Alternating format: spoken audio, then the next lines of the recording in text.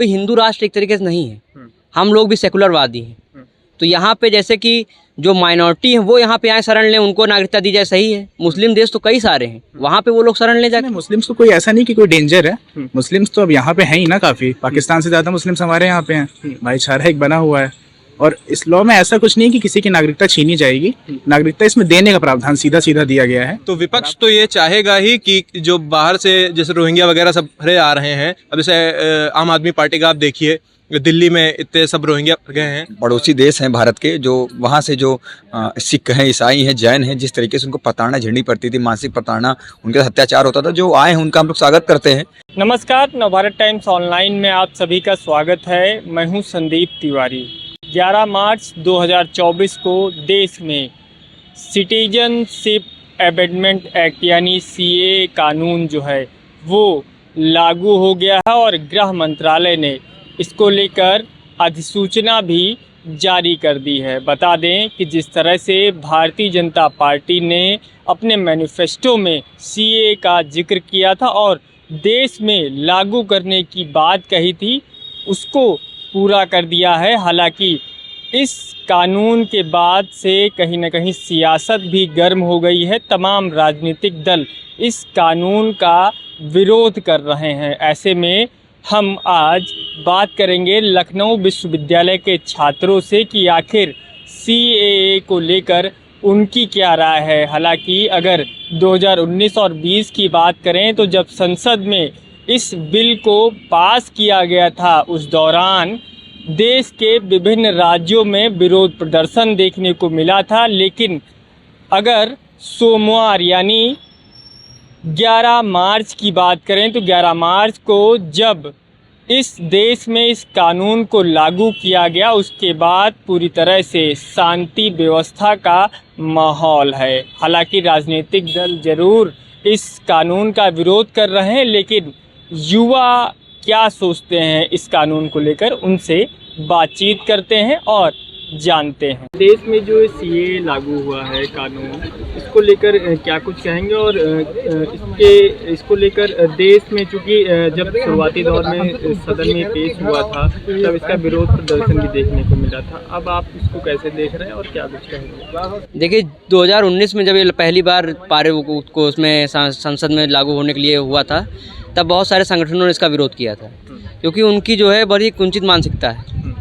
वो जो है देश जो आगे प्रगतिशील करे उसके लिए वो अग्रसर नहीं हो पा रहे हैं। आम जो जनमानस है, भारत की जो जनता है, वो इसका पूरे खुले दिल से स्वागत कर रही है, क्योंकि इससे जो हमारे पड़ोसी देशों में जैसे कि बांग्लादेश हो गया, पाकिस्तान हो गया, अफ़गानिस्तान हो गया, यहाँ पे जो माइनॉरिटी हैं उनको जिस तरह प्रताड़ना झेलनी पड़ती है, उससे जो हमारे देश में 2014 से पहले के जो लोग आए हुए हैं उनको एक अस्थायी रूप से यहाँ की भारत की नागरिकता मिलेगी।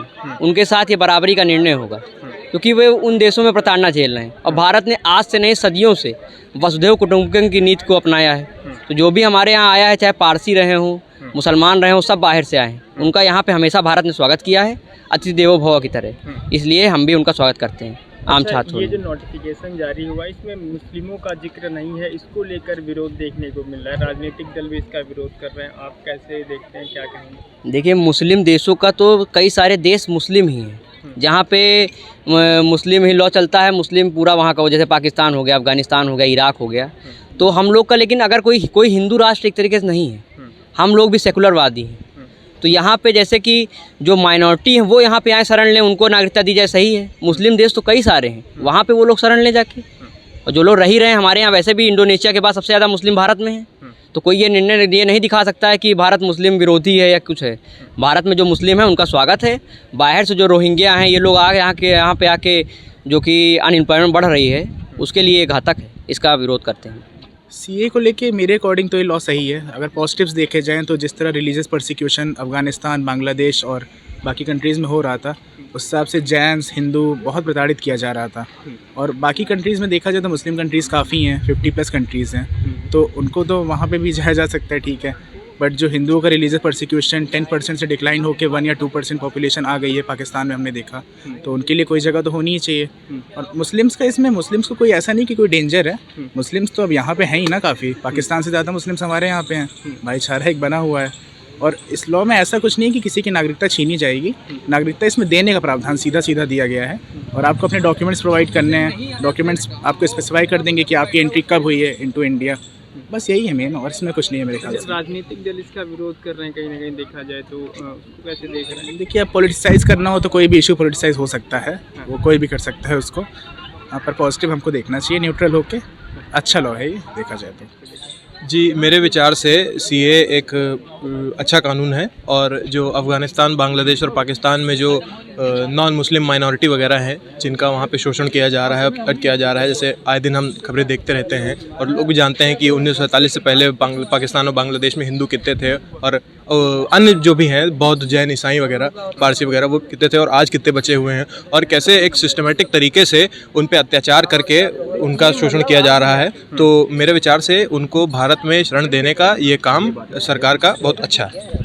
विपक्ष इसको चुनावी प्रोपेगेंडा बता रहे, क्योंकि लोकसभा चुनाव से पहले देखिए, विपक्ष का मैं मानता हूं कि वो अपने एक बात देख रहे हैं, जो बाहर से लोग आ रहे हैं, विपक्ष उनको अपना वोट बैंक बनाना चाहता है, उन पे दूसरे कंधे पे रख के उनके ऊपर तीर चलाना चाहता है। तो विपक्ष तो ये चाहेगा ही कि जो बाहर से जैसे रोहिंग्या वगैरह सब भरे आ रहे हैं, अब जैसे आम आदमी पार्टी का आप देखिए, दिल्ली में इतने सब रोहिंग्या गए हैं, और जो उनके बहुल इलाके हैं उनमें सभी सीटें एक विशेष पार्टी ले जा रही है। मैं नाम वैसे मुझे विचार से लेना नहीं चाहिए, और कैसे मतलब उन्हें उसका राजनीतिक फ़ायदा मिल रहा है। तो विपक्ष का तो काम ही यही है, और वो अपने फ़ायदे के लिए वो तीर चला रहे हैं।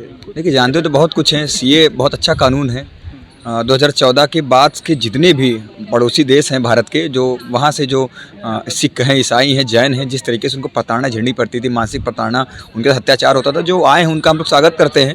अब आपके माध्यम से बताना चाहेंगे कि सीए लागू हुआ है, विरोधी दल को इतना कड़वा लग रहा है, उनको खाली मिर्च मसाला चाहिए। आप चले जाइए बांग्लादेश, 55% वहाँ माइनॉरिटी है और रोहिंग्या मुस्लिम हैं। अब उनकी कहाँ से नागरिकता भाई स्वीकार करेगा भारत?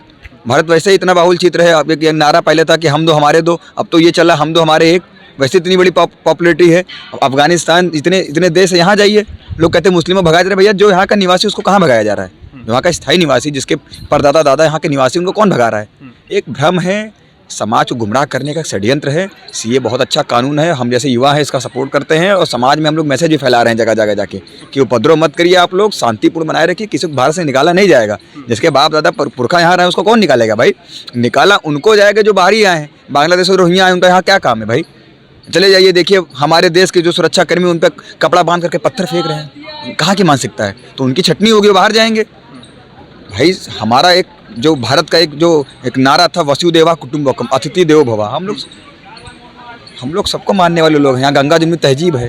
अब मुद्दा कुछ और मुद्दा कहने नहीं चाहिए। देखिए, राम मंदिर बना, राम मंदिर के बगल में वो मस्जिद बना, बाबरी बना, उसको भी उतनी ज़मीन दी गई, उसको भी उतनी ज़मीन दी गई। तो हम लोग तो गंगा जमुनी तहजीब वाले लोग हैं। सीए बहुत अच्छा कानून है, हम जैसे युवाओं के लिए इसको सीख लेनी चाहिए, और हम लोग समाज में इसको मैसेज फैला रहे हैं अच्छी तरीके से।